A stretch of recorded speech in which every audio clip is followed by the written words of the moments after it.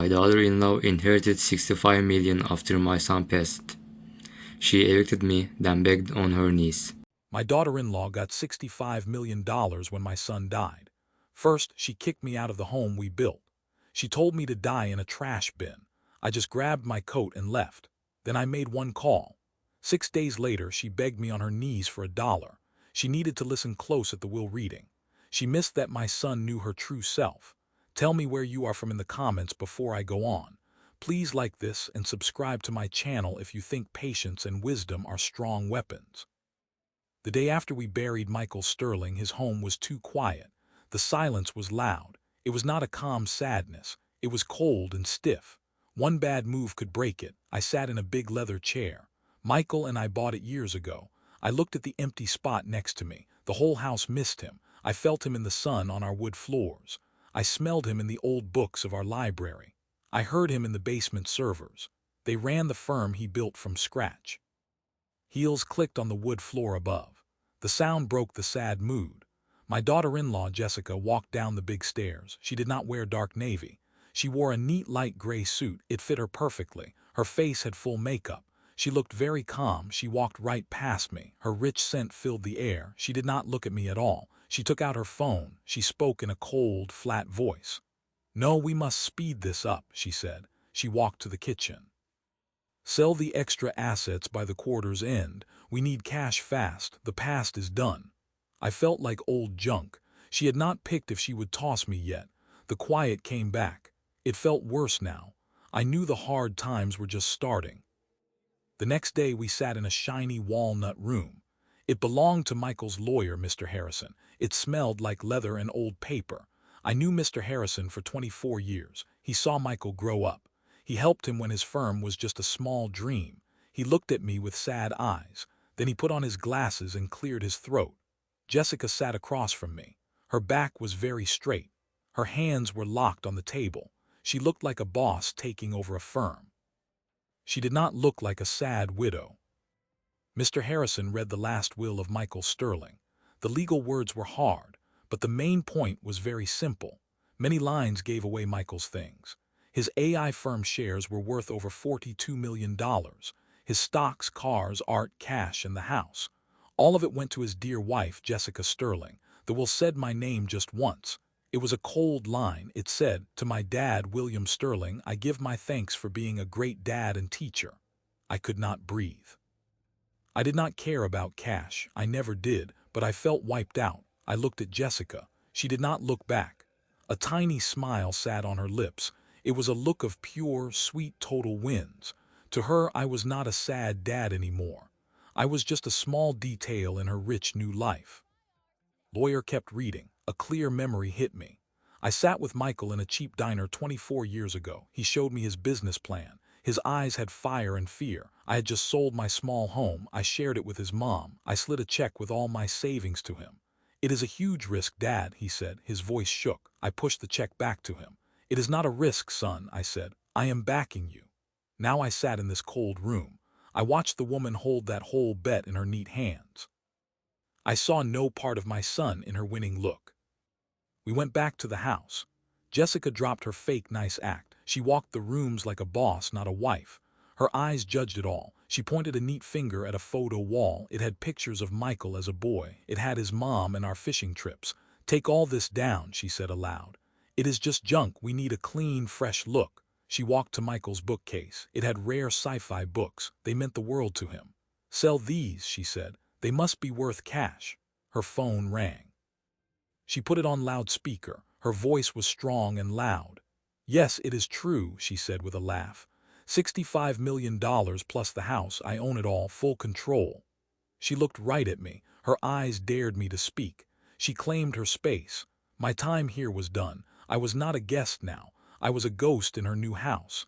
I knew deep down she would cast me out soon. For 3 days I hid in the library. It was the last place I felt my son. It was our special room. Michael and I built the tall wood shelves by hand. We laughed a lot while we worked. Each book told a tale. It was not just the story inside, it was how we got the book. I found a rare book for his 22nd birthday. He had signed books from writers he liked. He kept his old school books with notes in them.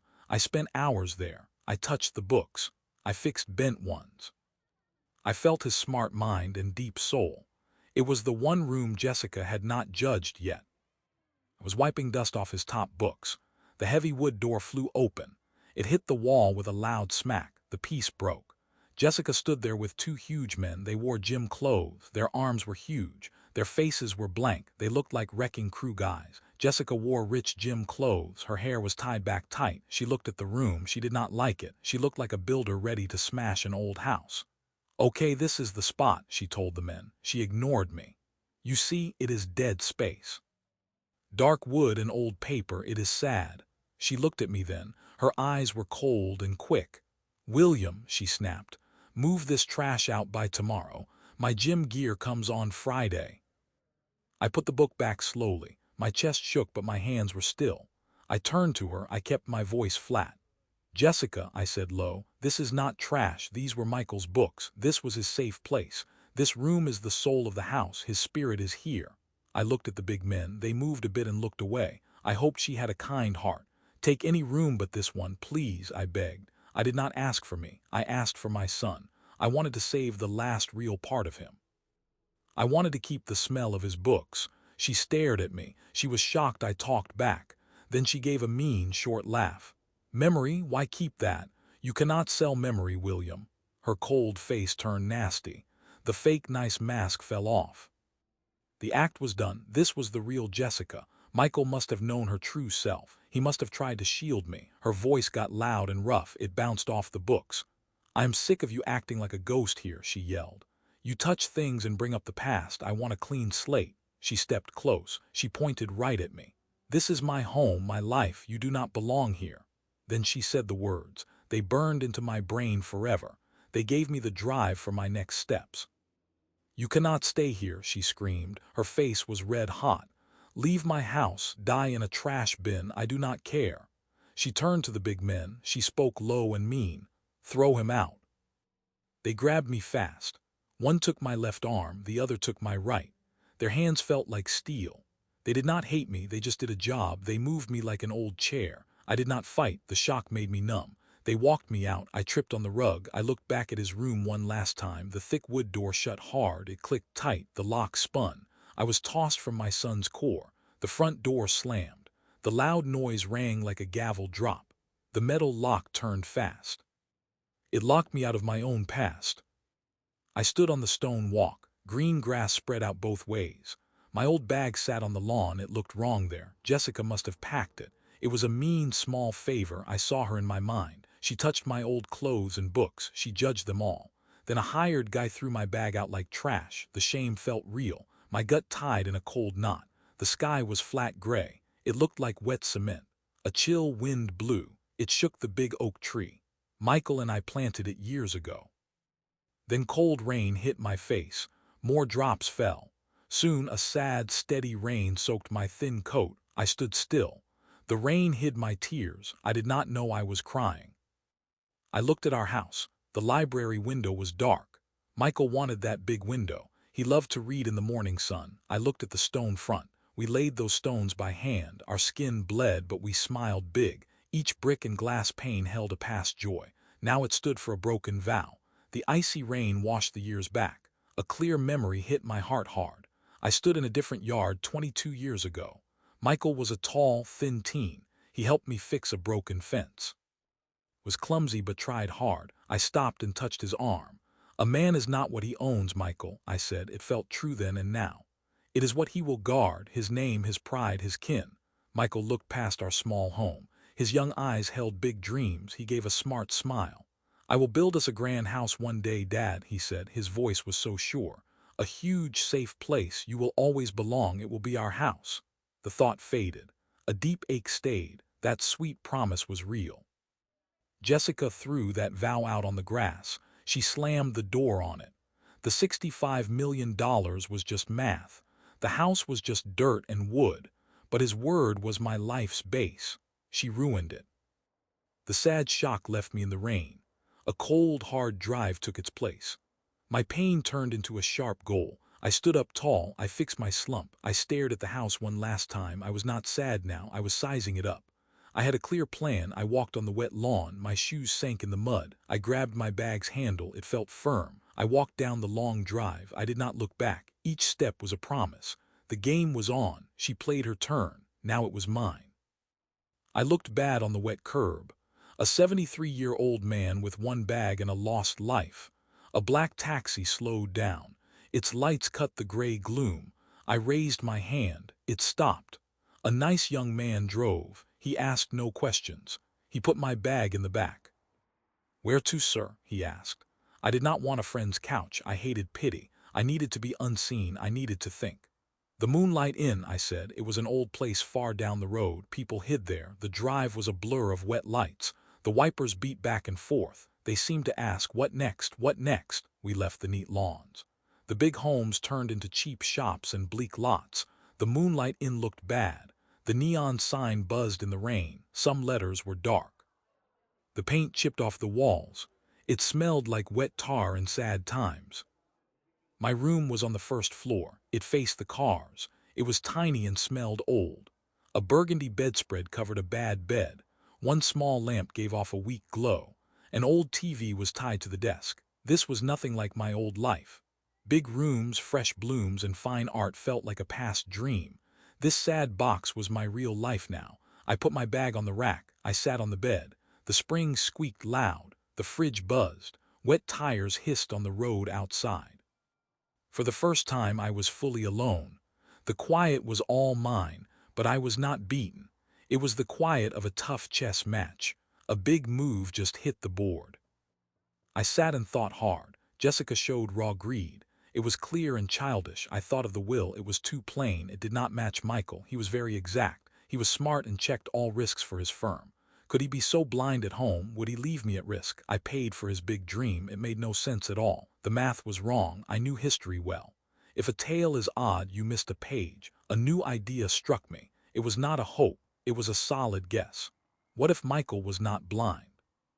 What if he planned this out? That thought was a spark in my dark mood. It sparked enough fire. I grabbed my phone from my coat. Its bright screen lit my face in the dark room. I scrolled past friends I could not talk to yet. I skipped help lines I did not need. I stopped at one name. It was my last bridge to a future, Mr. Harrison. My thumb froze for a second. A choice hung in the air. Give up or fight hard. I pushed call with a firm hand. The fight was not about my hurt now. It was about my next act. The phone rang loud. Once, twice. The noise filled the small room. Each ring took forever. I called a lawyer. But I also grasped for a rope. It tied me to my dead boy. The ringing quit. Mr. Harrison spoke. His voice was all business but tired. "William," he said with care. "Are you okay? I was going to call you." His words shocked me. He meant to call me. He knew things. I took a deep breath. I focused my mind. I would not sound weak. My voice stayed flat. I spoke like a strict teacher giving a dry speech. I stated cold facts. I hid my deep pain. "Good evening, Mr. Harrison," I said. "I left my son's house. Jessica threw me out. I am at the Moonlight Inn near the highway." The line went dead quiet. He was not shocked. He just felt sad and tired. He knew this would happen. He let out a long sigh. It sounded like he dropped a huge, heavy secret. "William," he said softly. The stiff tone left him. He sounded like a true, sad friend. "I am so sorry you faced that, but I am not shocked."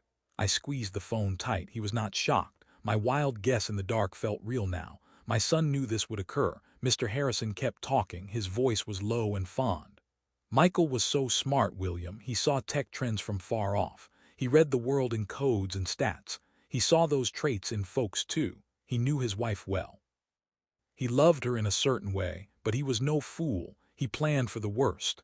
I shut my eyes. I saw my son. I saw his quiet, worried face when he thought he was alone. He held a heavy weight. Mr. Harrison changed his tone fast. The sad friend vanished. He became a strict lawyer again. "William, I will tell you a secret now. I swore to Michael I would hide it. It needed strict events to come to light. Jessica forced you out. She just met those rules." I held my breath tight. Here it was. "Michael gave me a sealed letter. It had strict rules inside," the lawyer said. "The will we read was not the full truth. It was legal but short. It was his first chess move. He knew he might die before the game ended." A wave of strong feelings hit me hard. I lost my breath. I felt deep grief. My son lived with dark facts. Mr. Harrison's last words were a push to act, not a comfort. She failed the test, William. She made her move, and now we must make Michael's move. Mr. Harrison's phone call saved me from the bad past few days and put me on safe ground. I sat up straight on the bumpy motel bed, listening very closely. I had not felt this alert in years. The lawyer spoke like a smart leader, explaining what Michael did.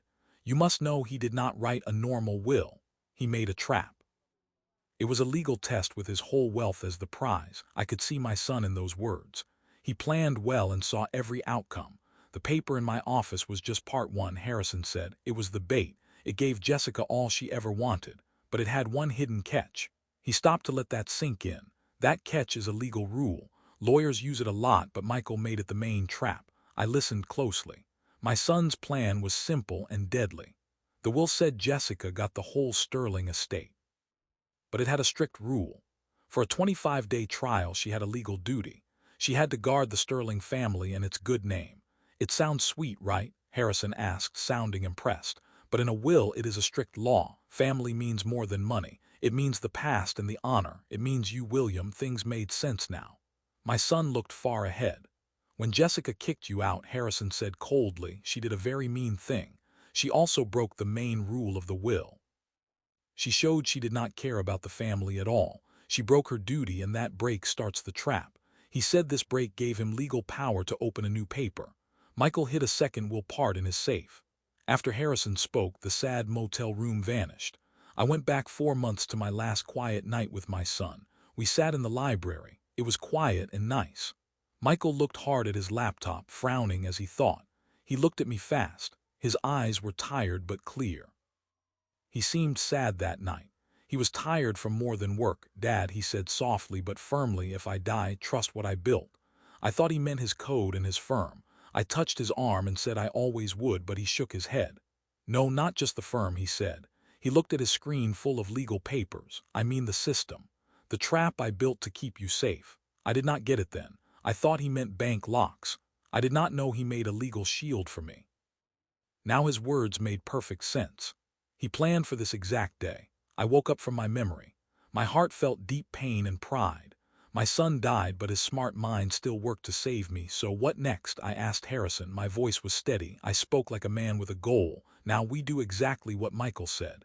Harrison replied coldly. His rules are strict. We do not fight her. We hide our plan. Michael's idea was smart. He knew people show true selves when alone. He told me the next steps. Jessica thinks she is super rich. We must let her believe that fully.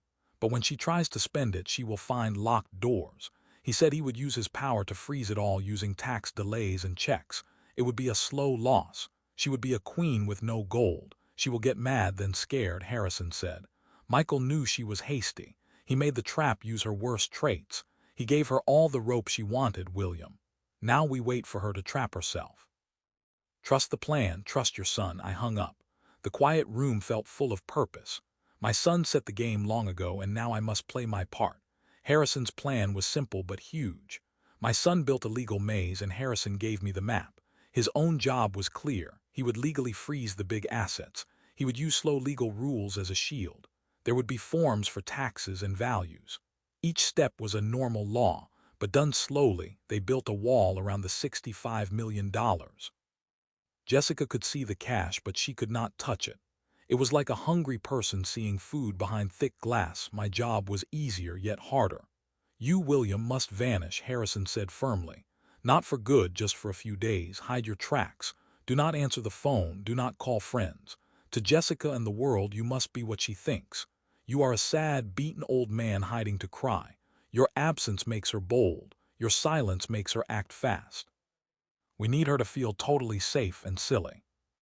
We talked a bit more to lock details, then the call ended. I put the phone on the old table. The room was quiet again. I looked at the cheap wood, the dirty rug and thin drapes. An hour ago, this room meant my shame. But now it changed and felt like a war base.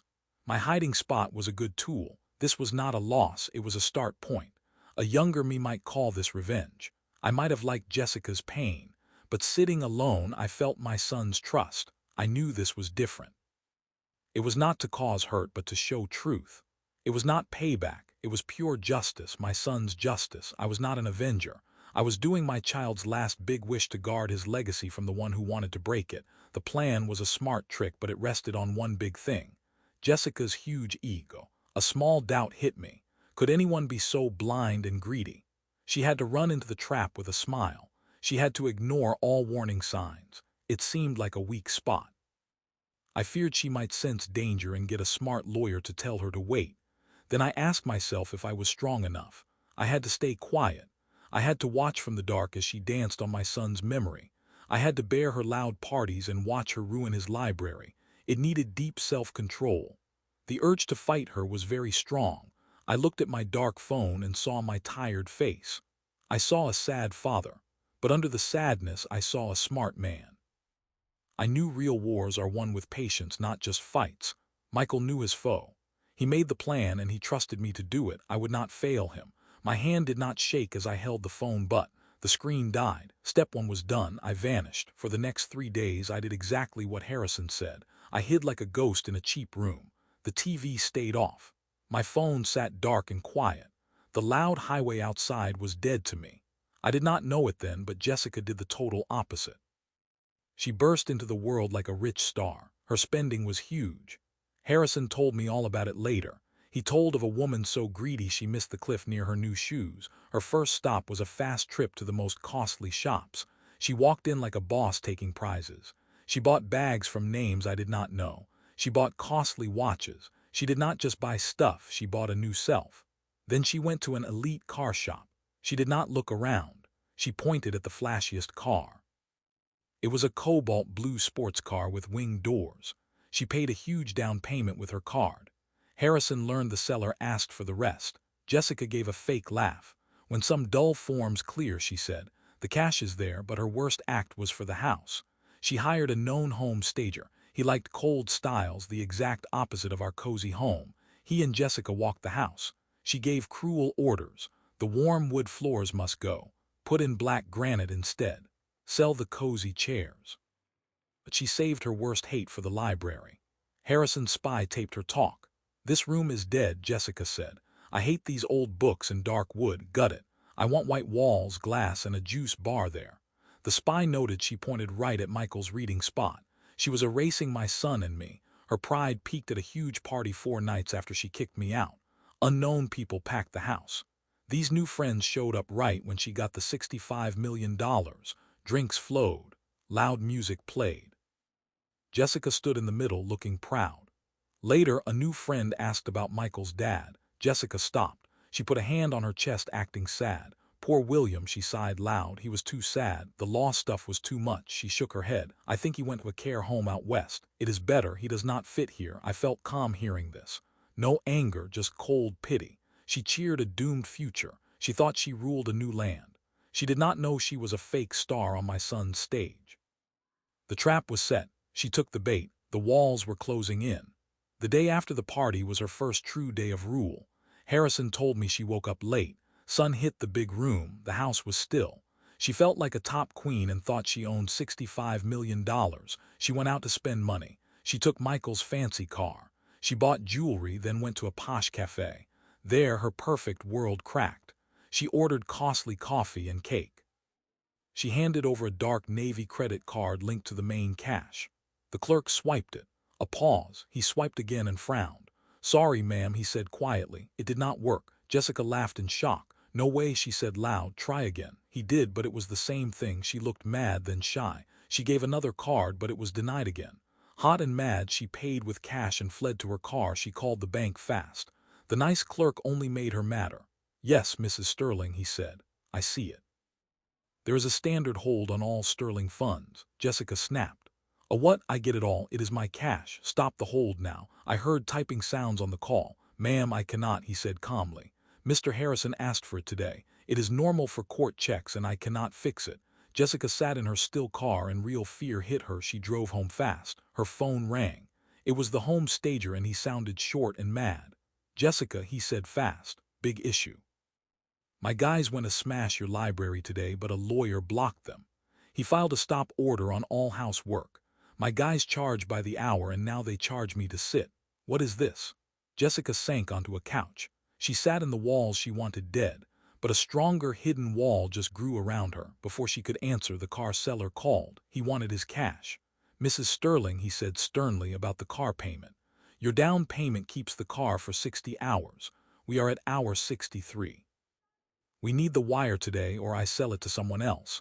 And we keep your cash. The fast car was slipping away. Her whole new life broke piece by piece. Real panic hit her. She called Harrison's office.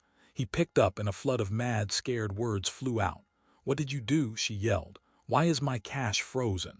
This is my house. You work for me and I will sue you. Harrison told me. He let her yell. She stopped to breathe and then he spoke calmly. Mrs. Sterling, I see your anger, but settling a huge estate takes time. It is complex. Standard, she yelled. This is a trick. I promise, Mrs. Sterling, he said, I am doing the legal steps to keep the cash safe for court. I follow the law strictly. She yelled again, sounding like a mad kid. She hit a hidden wall. My son's smart plan built well. She spat a final threat and hung up. She was stuck. No steel bars held her. The system trapped her. She was a queen in a gold trap, and my son and Mr. Harrison just locked the door. It took 6 days for Jessica's new world to rot. Harrison told me on the phone. The hidden walls worked great.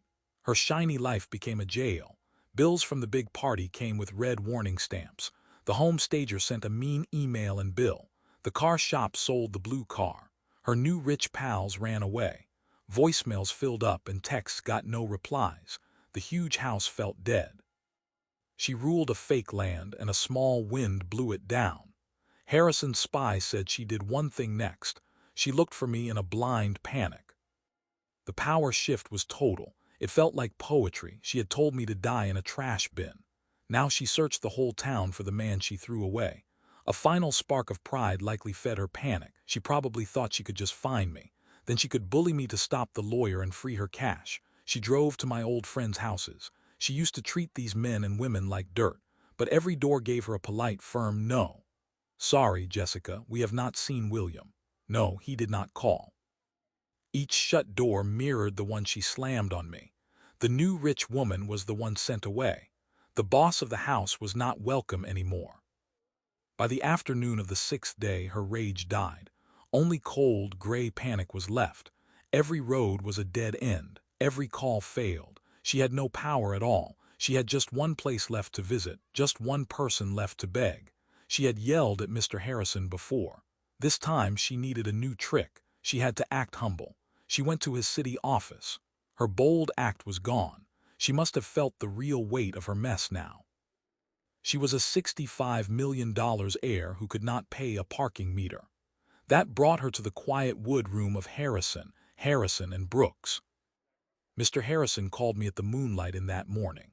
His voice was calm, but I heard an end in it.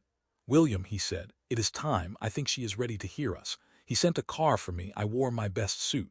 It was the plain charcoal one from my son's wedding. I sat in that room for about an hour. I was not tense. I felt very calm. I was no victim waiting for a sorry. I was a dad ready to do his son's last wishes. I read a book on Rome. Its weight in my hands felt good. It kept me grounded. The door opened soft. I did not look up right away. I read my paragraph to the end first. Then I slowly put my book down. She stood there. She paused at the door. She did not look like the winning queen from the will reading. She was not the mad girl from the party. Her rich clothes had lines. Her neat hair was a mess. Her eyes were wide with a fear she could not hide. She looked lost and tiny. Her eyes searched the room for the desk clerk. Then she saw me. She stared at my face. Right then I saw it all hit her. The mix-up, the shock, and then the sick dread of knowing the truth. She knew this was no string of bad office errors. It was not a glitch to fix. It was a plan, a sharp, perfect plan, and the quiet, small old man she threw in the rain like trash was at the center of it. I watched. She tried to change the last 6 days with one sad sentence. She tried to act like a caring girl, not a bad boss who failed. I just looked at her. I did not smile. I did not frown. I gave no anger to fight. I gave no pity to hold. I stayed quiet. Right then I knew quiet was my best tool. I needed no words. My quiet was a mirror. In it she had to see her mean acts. She saw her own greed and choices. It was a worse blame than any shout or harsh word could be. She broke under that quiet look. Her eyes darted around. She looked for a way out. She wanted someone to save her from the hard truth. "I did not mean for it to happen," she went on. Her voice broke. The words fell out in a messy beg. "Things just got out of hand, the stress, I was not thinking." Her voice faded out. She saw it in my eyes. She knew that I knew the act was done. Just as the quiet hit its limit, the main door opened. Mr. Harrison stood there. He wore a dark navy plain suit. His face was a perfect mask of strict work tone. He ignored Jessica's pain. He ignored her clunky sorries. He just looked at her, then at me. His look shared a deep, grim knowing. "Jessica William," he said. His voice was calm and steady. It cut the thick air like a knife. "Please join me in the meet room so we can start." He held the door open. I shut my book. I placed it softly on the small table by my seat. I stood up. My moves were slow and sure. I was not the bent, beaten man shoved in the rain. I felt a life of quiet pride rest on me. I walked to the meet room. Jessica paused, then followed. She was no longer a queen leading a march. She was an accused person led to the stand. The 10 steps to that room felt like a mile. With each step, the last bits of her power fell off. I was not the man she threw out, and she was not the woman who held the world. We were just a dad and a son's wife. We were ready to face the hard truth of my son's legacy. And I was ready. We sat at the long, shiny table. Mr. Harrison sat at the head. It was a spot of calm, quiet power. I sat on his right. Jessica sat on his left. A wide space of shiny walnut sat between us. The air in the room was still. It felt heavy like the air before a big storm. Jessica sat stiff in her seat, her hands gripped tight in her lap. She tried to act like a wronged woman, like a victim of a bad form error, but the fear in her eyes gave her away. She was a trapped beast, she knew it. Mr. Harrison began. His voice lacked feeling. He just spoke facts. "Thank you for coming, Jessica," he said. "You are here because you cannot reach your dead husband's funds. I swear to you this is no error. It is very simple." He slid one paper to her across the table. It was a copy of the will read just over 9 days ago. "If you recall," he said. His voice was flat and steady. "This paper made you the main heir and boss of the Sterling estate, but it also in part too tied you to a strict legal duty." He had a second copy. He tapped a marked text with his pen. "The rule states that the heir for 25 days takes a grave duty. They must protect the close family. They must keep the Sterling family legacy safe." He let the words sit in the air. 25 days, Jessica. A test phase. You could call it a review time. I oversee it as the head of the estate. Jessica stared at the text. Her eyes read the words like it was her first time. I saw her mix-up fight her rising panic. Mr. Harrison went on. His voice was fixed and perfectly calm. 6 days ago, on the afternoon of October 12th, you broke that duty. It was a deep, fatal break." He slid a second, much thinner folder on the desk. It landed soft next to the will. "This is a sworn text from your father-in-law, William Sterling. It tells how you forced him out of the home. He is the only other living member of the close Sterling family. It says you gave him a harsh order. I quote right from his text, 'Go die in a trash bin.'" I heard my own story told in that cold legal room. Hearing her ugly words said back to her felt like a grim, final proof. Jessica jerked like he hit her. The last of the color left her face. She looked from the folder to me, then to Mr. Harrison. Her mouth opened and shut with no sound. She had no defense. She could tell no lie stronger than the simple, typed truth. Mr. Harrison leaned forward a bit. His look was fixed. "You see, Jessica, this first will was not just a legal text. It was a question. A question my client, your late husband, needed a firm answer to. And the question was this: were you a good guard of his life's work? Were you a good guard of his family?" I watched her as the awful truth sank in. She was no player in a money game. She was the rat in a moral test, and she failed in the biggest way possible. "Your acts," Mr. Harrison said. His voice dropped a bit and grew intense. "Your acts gave a clear answer to that question. This leads me to ask you something." He paused. He let the quiet press down on her. "Did you listen well to the whole will, Jessica? Did you heed the words in Part 4, Rule C, the small text? The part that describes the instant start of Paper B.